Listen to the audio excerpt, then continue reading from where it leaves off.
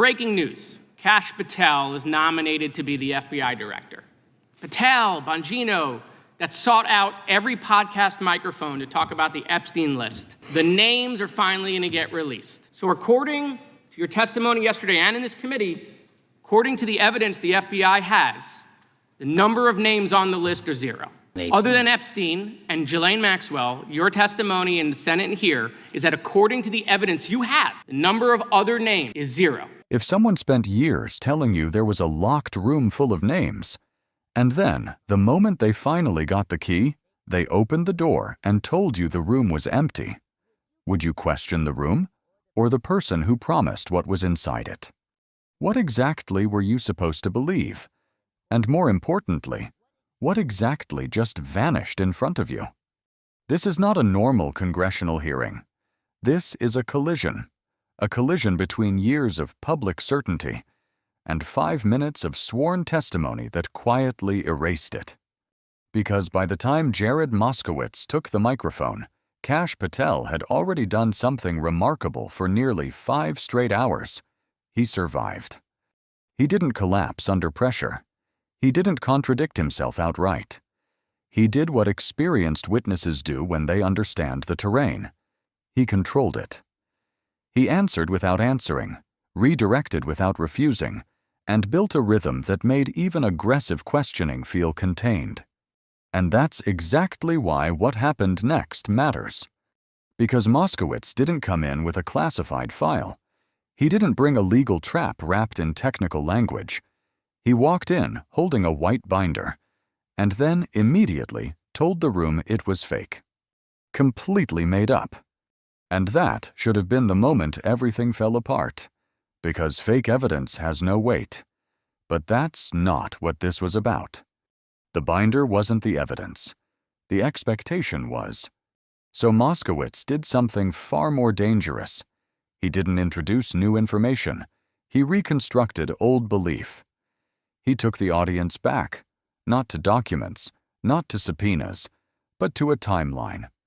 A timeline where Kash Patel, before stepping into institutional power, spoke with absolute certainty about what existed inside the Epstein files. Not cautiously, not hypothetically, but definitively. Names, networks, hidden connections waiting to be exposed. And then Moskowitz placed that version of reality next to what Patel had said just 1 day earlier under oath. Not speculation, not rumor, but a phrase that carries legal weight. No credible evidence. That phrase is not casual. It is a boundary. A line between what can be believed and what can be proven inside an institution. So Moskowitz didn't argue. He didn't accuse. He repeated. You said under oath that the FBI has no credible evidence that Jeffrey Epstein brought victims to anyone else beyond himself. And then he did something simple, but irreversible. He translated that legal boundary into a number. 0. Not delayed. Not classified. Not pending. 0. And then he repeated it again. 0. Because repetition in that moment wasn't for emphasis, it was for containment. It sealed the statement, removed ambiguity, left no space for interpretation. Now listen carefully to what Patel did not say. He did not say there are names, but they cannot be released. He did not say investigations are ongoing. He did not say classification prevents disclosure. Instead, he shifted.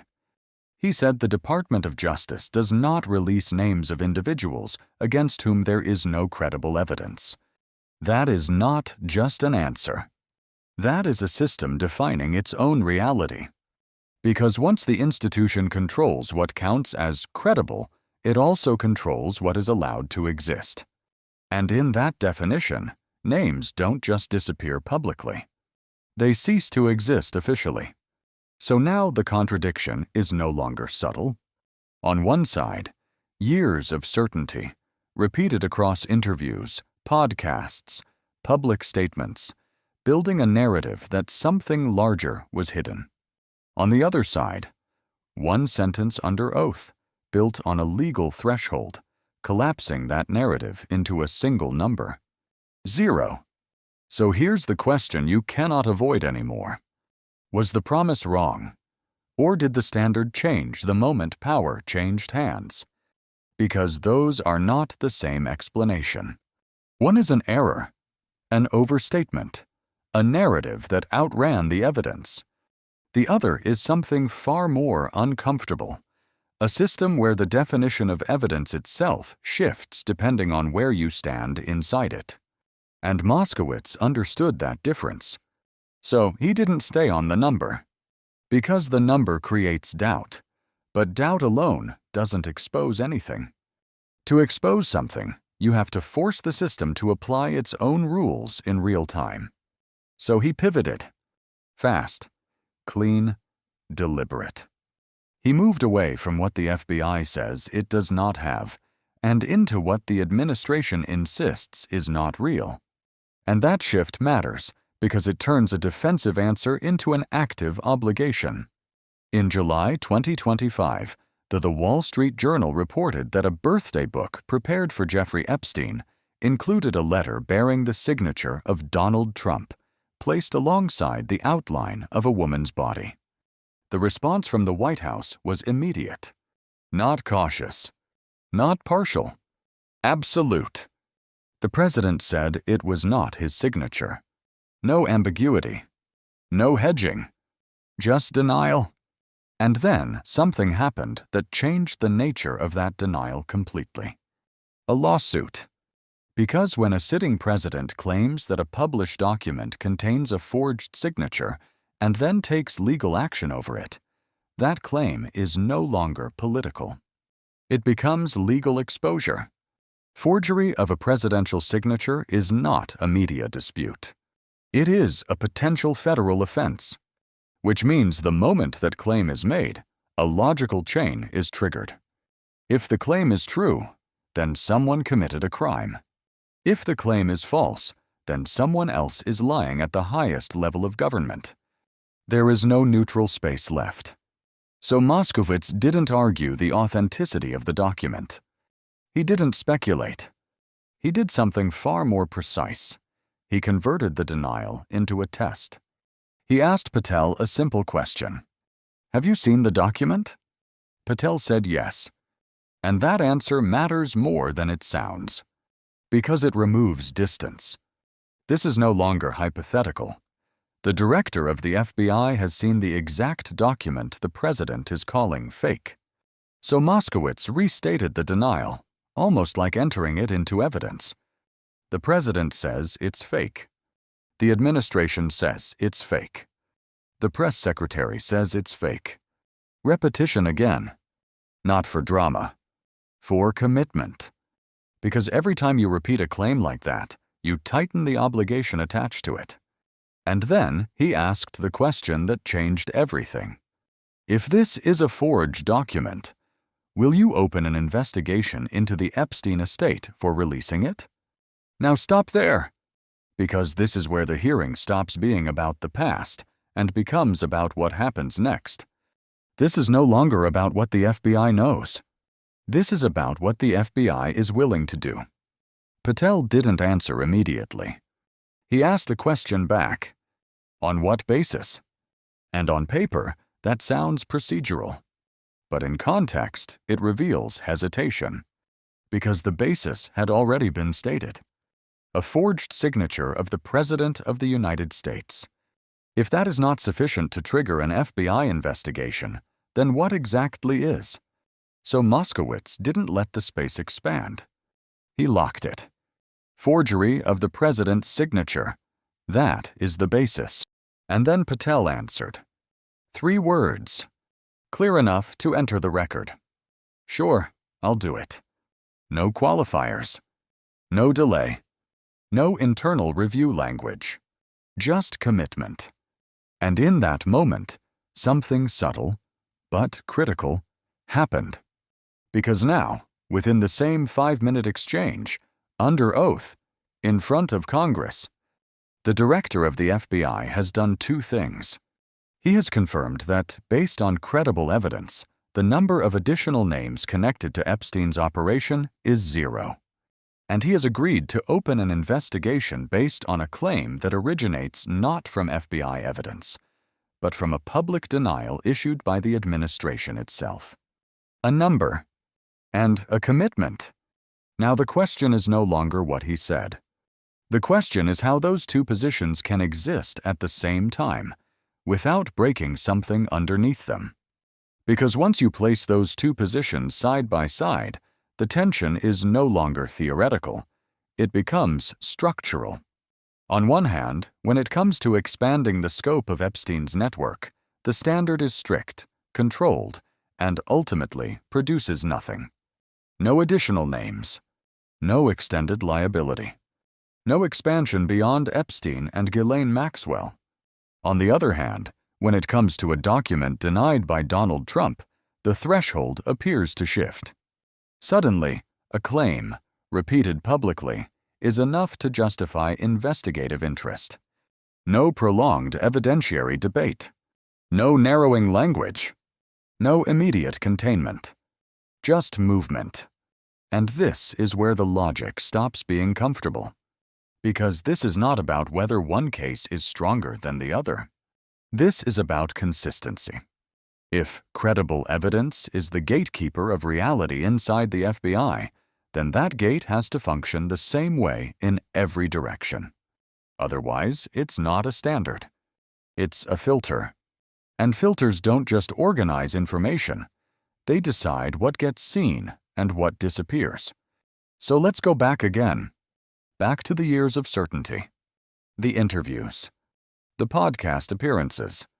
The statements delivered with confidence that suggested something larger was there. Names, networks, powerful individuals shielded behind institutional silence. That certainty didn't come from nowhere. It was built, repeated, amplified, and most importantly, it was believed. Now place that belief next to what was said under oath. 0. Not, we're still looking. Not, we can't disclose. Not, the investigation is ongoing. 0. Defined by a standard the institution itself controls. And that is where the fracture begins. Because for the public, 0 does not just mean absence. It means closure. It means the door is not just locked. It's empty behind it. But for the institution, 0 means something else entirely. It means nothing has crossed the threshold. Nothing has met the burden required to exist officially. And those are not the same thing. One is emotional truth. The other is procedural truth. And when those two collide, someone is left outside the system. Now shift your perspective. Imagine you're not watching this as a political observer. Imagine you are one of the victims tied to this case. You're not thinking in terms of evidentiary thresholds or prosecutorial standards. You're thinking in terms of harm, memory, and accountability.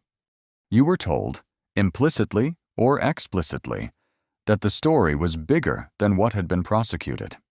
That there were connections. That there were people who had not yet been named. And then, years later, the person now responsible for investigating those possibilities sits in front of Congress and tells you, there is nothing else that meets the standard. Do you hear resolution in that statement? Or do you hear limitation?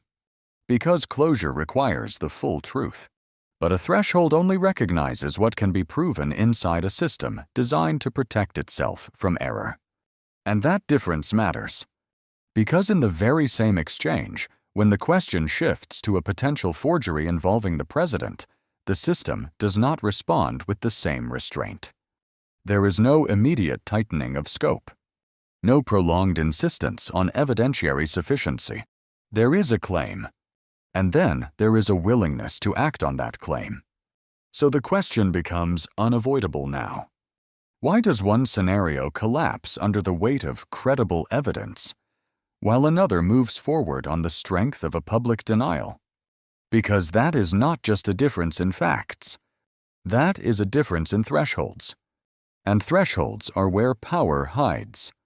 They are invisible to the public, but they determine everything: what gets investigated, what gets dismissed, and what is allowed to exist inside the official record. So when Kash Patel says there are 0 additional names, he is not just describing a file. He is defining the limits of reality as the system is willing to acknowledge it. And once you understand that, the hearing stops being about Epstein. It becomes about something much bigger. Who decides what is real, and who decides what never even gets the chance to be proven? And that is where this stops being about a hearing and becomes a test of trust. Because once you understand that credible evidence is not just a standard but a gate, the question is no longer what passed through it. The question is who controls it. Who decides what qualifies? Who decides what gets excluded? Who decides when something becomes real enough to act on, or disappears quietly as if it never existed? And that's not a technical question. That's a power question. Because outside that room, outside the language of legal thresholds and institutional caution, there are people who were told a very different story. They were told there were names. They were told those names were being protected. They were told the system knew more than it was willing to admit. And those statements did not come from anonymous voices on the fringe. They came from people who would later step into positions where they had the authority to confirm, or deny, everything they had previously suggested. So what happens when those two realities collide? What happens when public certainty meets institutional restraint, and the institution wins? Because that's what 0 represents. Not just the absence of names, but the collapse of expectation. The quiet replacement of a narrative built over years with a single conclusion delivered under oath, and no explanation for the gap between them. Now go one step further. Because the moral fracture in this moment is not political, it's human. Imagine being one of the victims connected to this case. You are not measuring your experience against legal thresholds. You are not calculating evidentiary sufficiency. You're asking a much simpler question. Was everything that happened to me fully seen? Fully understood? Fully pursued? And when you hear that the official answer is 0 additional names supported by credible evidence, does that sound like truth? Or does it sound like a system telling you that whatever cannot be proven to its standard will never be pursued to its conclusion? Because those are not the same outcome. One is justice, the other is limitation. And the difference between them is where trust either survives or breaks. Now bring back the second half of that exchange. Because while one side of the system is narrowing, containing, and defining what does not exist, the other side is expanding, acting, responding to a claim that a document tied to Donald Trump may contain a forged signature. No prolonged hesitation, no extended evidentiary barrier, just a willingness, on the record, to move forward. So ask yourself this: if the standard for evidence is strict, why is it not strict everywhere? If the standard for action is cautious, why is it not cautious everywhere? Because consistency is not optional. It is the foundation of legitimacy. And the moment that consistency breaks, even slightly, the public is no longer evaluating what is true. They are trying to decode why certain things are treated as true enough to matter, and others are not. That is how confidence erodes. Not in a single moment, but gradually, with every contradiction that is explained formally, but never resolved convincingly. So we come back to the simplest elements of those 5 minutes. A number, 0, and a commitment. Sure, I'll do it. One closes a door, the other opens one, and together they reveal something far more important than either answer alone. They reveal how the system chooses what to pursue and what to leave behind. So here is the question that remains, and it is not a comfortable one. When the same system that once fueled public belief in hidden truths now tells you under oath that those truths do not meet its standard for reality. Do you accept the standard? Or do you question how it was applied? Because that choice does not belong to Kash Patel. It does not belong to Jared Moskowitz. It belongs to you. If you believe that answer, say it. If you think something in that exchange doesn't fully resolve the tension it exposed, say that too. Leave a comment with your perspective. Share this with someone who's been following this case and wants to understand what actually happened in those 5 minutes. And if you want more breakdowns that go beyond headlines into structure, logic, and what was said and what was not, make sure you subscribe.